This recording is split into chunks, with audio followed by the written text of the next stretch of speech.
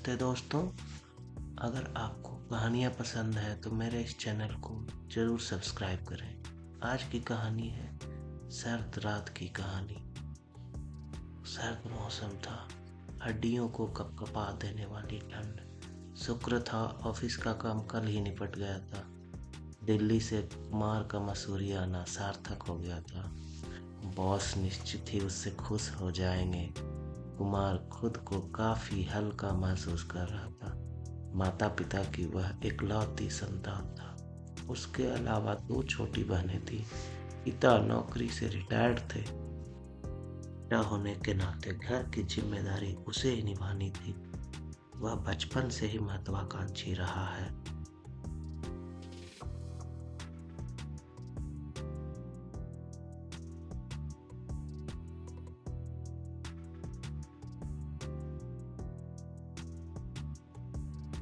Multinational company में उसे job पढ़ाई खत्म करते ही मिल गई थी। आकर्षक व्यक्तित्व का मालिक तो था ही, बोलने में भी उसका जवाब नहीं था। लोग जल्दी ही उससे प्रभावित हो जाते थे। कई लड़कियों ने उससे दोस्ती करने की कोशिश की, लेकिन अभी वह इन सब पचड़ों में नहीं पड़ना चाहता था। कुमार ने सोचा था मसूरी में उसे 2 दिन लग जाएंगे, लेकिन यहाँ तो एक दिन में ही काम निपट गया। क्यों न कल मसूरी घुमा जाए। कुमार मजे से यह सोचकर गर्म कंबल में सो गया। अगले दिन वह मसूरी के माल रोड पर खड़ा था, लेकिन पता चला आज वहां टैक्सी व बसों की हड़ताल है। उफ, इस हड़ताल को आज भी होना था। कुमार अभी सोच में पड़ा ही था कि एक टैक्सी वाला उसके पास कानों में फुसफुसाया, साहब कहाँ जाना है? अरे भाई, मसूरी घूमना था, लेकिन इस हड़ताल को तो आज ही होना था। कोई दिक्कत नहीं साहब, अपनी टैक्सी है ना, इस हड़ताल के चक्कर में अपनी बाट लग जाती है। ऐसा कहकर ड्राइवर बोला, आइए साहब मैं आपको घुमाता हूँ।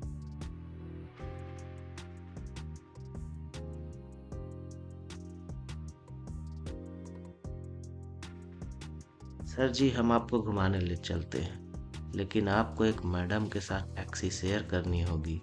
वे भी मसूरी घूमना चाहती हैं। आपको कोई दिक्कत तो नहीं?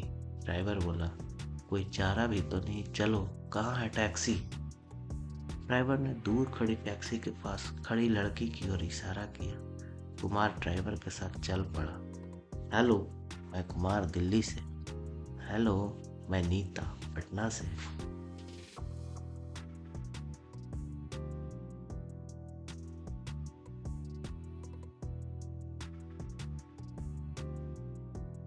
मैडम, आज मसूरी में हम दो अनजानों को टैक्सी शेयर करना है। आप कंफर्टेबल तो रहेंगी ना? हाँ, थोड़ा कंफर्टेबल लग तो रहा है, अनकंफर्टेबल लग तो रहा है, पर ओके। और कोई ऑप्शन तो है नहीं, इट्स ओके। इतने छोटे से परिचय के साथ गाड़ी में बैठते ही ड्राइवर ने बताया, सर मसूरी से लगभग 30 किलोमीटर दूर टिहरी जाने वाली रोड पर शांत और खूबसूरत जगह धनौल्टी है।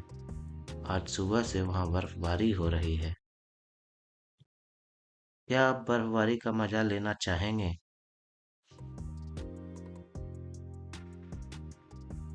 मैंने एक प्रश्नवाचक निगाह नीता पर डाली, तो उसकी भी निगाह मेरी तरफ ही थी। दोनों की मौन स्वीकृति से ही मैंने ड्राइवर को धनौल्टी चलने को हाँ कह दिया। गूगल से ही थोड़ा बहुत मसूरी और धनौल्टी के बारे में जाना था। आज प्रत्यक्ष रूप से देखने का पहली बार मौका मिला है। मन बहुत ही कौतूहल से भरा था। खूबसूरत कटावदार पहाड़ी रास्ते पर हमारी टैक्सी दौड़ रही थी। एक एक पहाड़ की चढ़ाई वाला रास्ता बहुत ही सुंदर और रोमांचकारी लग रहा था। बगल में बैठी नीता को लेकर मेरे मन में कई सवाल उठ रहे थे। मन हो रहा था कि पूछूं कि यहाँ किस सिलसिले में आई हो, अकेले क्यों हो, लेकिन किसी अनजान लड़की से एकदम से यह सब पूछने की हिम्मत नहीं जुटा पा रहा था। नीता की गहरी बड़ी बड़ी आंखें उसे और भी खूबसूरत बना रही थी। ना चाहते हुए भी मेरी नजरें बार बार उसकी तरफ उड़ जाती। मैं और नीता बीच बीच में थोड़ा बातें करते हुए मसूरी के अनुपम सौंदर्य को निहार रहे थे। हमारी गाड़ी कब एक पहाड़ से दूसरे पहाड़ पर पहुंच गई पता ही नहीं चल रहा था। कभी कभी जब गाड़ी को हल्का सा ब्रेक लगता और हम लोगों की नजरें खिड़की से नीचे जाती तो गहरी खाई देखकर हम दोनों की सांसें थम जाती। लगता कि जरा सी चूक हुई तो बस काम तमाम हो जाएगा। जिंदगी में आदमी भले कितनी भी ऊंचाई पर क्यों न हो, पर नीचे देखकर गिरने का जो डर होता है उसका पहली बार एहसास हो रहा था। अरे भाई ड्राइवर साहब धीरे, जरा संभल कर, नीता बोली। मैडम आप परेशान मत होइए, गाड़ी पर पूरा कंट्रोल है मेरा। अच्छा सर जी, यहाँ थोड़ी देर के लिए गाड़ी रोकता हूँ। यहाँ से चारों तरफ का काफी सुंदर दृश्य दिखता है। बचपन में पढ़ते थे कि मसूरी पहाड़ों की रानी कहलाती है। आज वास्तविकता देखने का मौका मिला। वाकई में मसूरी पहाड़ों की रानी है।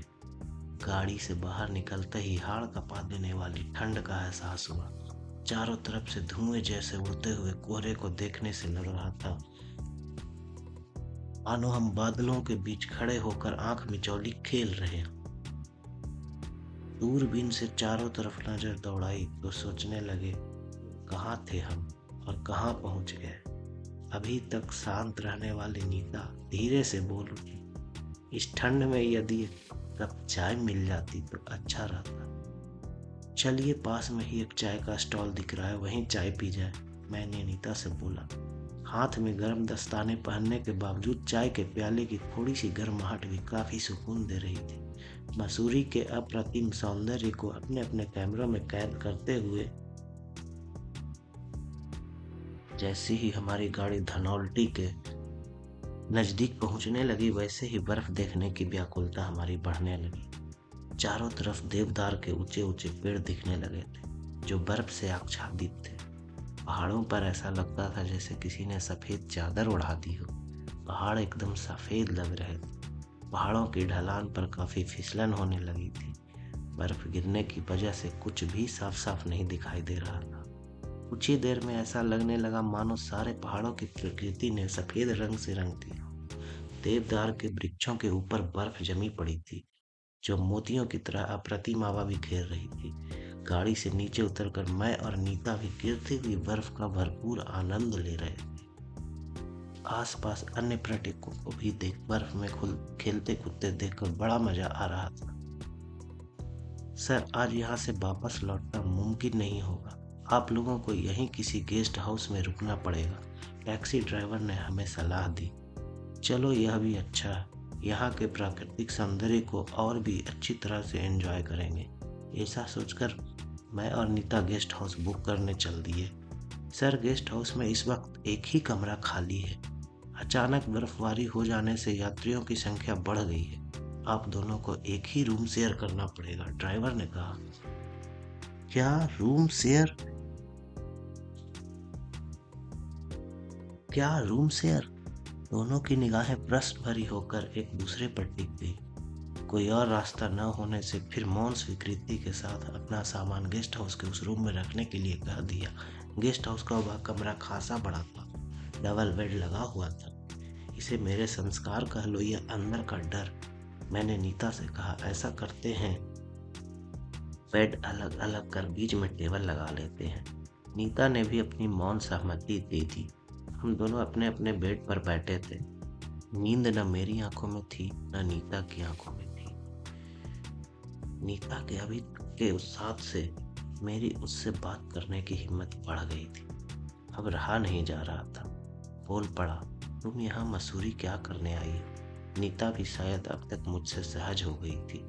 बोली, मैं दिल्ली में रहती हूँ। अच्छा, दिल्ली में कहाँ? सरोजनी नगर। अरे व्हाट ए कोइंसिडेंस, मैं आईएनए में रहता हूँ। मैंने हाल ही में पढ़ाई कंप्लीट की है। 2 और छोटी बहनें हैं। पापा इस दुनिया में नहीं रहे, मम्मी के कंधों पर ही हम तीनों बहनों का भार है। सोचती थी जैसे ही पढ़ाई पूरी हो जाएगी मम्मी का भार कम हो जाएगा, लेकिन लगता है अभी वह वक्त नहीं आया। दिल्ली में जॉब के लिए इंटरव्यू दिया था। उन्होंने सेकंड इंटरव्यू के लिए मुझे मसूरी भेजा है। वैसे तो मेरा सिलेक्शन हो गया है, लेकिन कंपनी के टर्म्स एंड कंडीशंस मुझे ठीक नहीं लग रही। समझ नहीं आ रहा क्या करूं। इसमें इतना घबराने या सोचने की क्या बात है। जॉब पसंद नहीं आ रही है तो मत करो, तुम्हारे अंदर काबिलियत है तो जॉब दूसरी जगह मिल जाएगी। वैसे मेरी कंपनी में अभी न्यू वैकेंसी निकली है, तुम कहो तो मैं तुम्हारे लिए कोशिश करूँ। सच में मैं तुम्हें अपना CV मेल कर दूंगी। शायद वक्त ने हमें इसीलिए मिलाया कि मैं तुम्हारे काम आ सकूं। कुमार के मुंह से अचानक निकल गया। नीता ने एक नजर कुमार की तरफ फेरी, फिर मुस्कुरा कर निगाहें झुका ली। कुमार का मन हुआ कि ठंड से कपकपाते हुए नीता के हाथों को अपने हाथों में ले ले, लेकिन नीता कुछ गलत ना समझ ले यह सोचकर रुक गया। फिर सोचता हुआ कमरे से बाहर चला गया। सर्द भरी रात, बाहर गेस्ट हाउस की छत पर गिरते बर्फ से टपकते पानी की आवाज अभी आ रही थी। नीता ठंड से सिहर रही थी कि तभी कॉफी का मग बढ़ाते हुए कुमार ने कहा, यह लीजिए, थोड़ी गर्म व नरम कॉफी। तभी दोनों के हाथों का पहला हल्का सा स्पर्श हुआ। पूरा शरीर सिहर उठा। रोम रोम में एक अजीब सा करंट दौड़ रहा। एक बार फिर दोनों की नजरें टकरा गई। पूरे सफर के बाद अभी पहली बार पूरी तरह से नीता की तरफ देखा तो देखता ही रह गया। कब मैंने नीता के होठों पर चुम्बन रख दिया पता ही नहीं चला। फिर मौन स्वीकृति से थोड़ी देर में ही दोनों एक दूसरे की आगोश में समा गए। दो जिस्म एक जान हो गए थे। दोनों के शरीर से आग निकल, दोनों जिस्म पसीने से लथपथ हो चुके थे। बिस्तर पर मानो बरसात हो रही है।